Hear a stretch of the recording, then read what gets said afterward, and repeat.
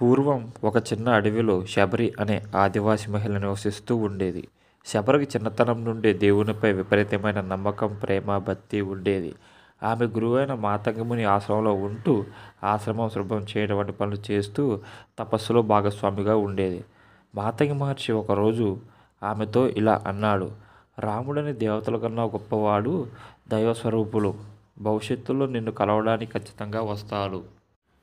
ఈ మాటలు విన్న శబరి మనసులో ఒక సంకల్పం పెట్టుకొని రాముని చూసే వరకు ఈ లోకం వదలనని రోజు గడిపేస్తూ ఉండేది.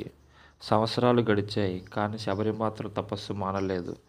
ప్రతిరోజు ఇంటి ముందు పూలు వేసి ఆకులు సేకరించి రాముని కోసం వేచి చూసేది. ఈరోజు వస్తాడు, రేపు వస్తాడు అని.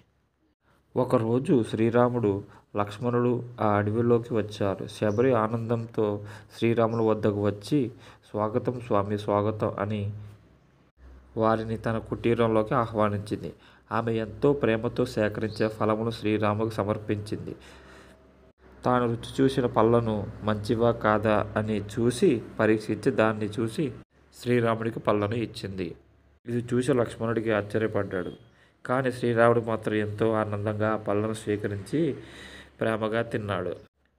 నీ భక్తి నా హృదయాన్ని తాకింది శబరి అని రాముడు అన్నాడు. తరువాత శ్రీరాముడు ఆమెకు మోక్షాన్ని ప్రసాదించాడు. భక్తికి కులం, వయసు, స్థితి అడ్డు కాదు.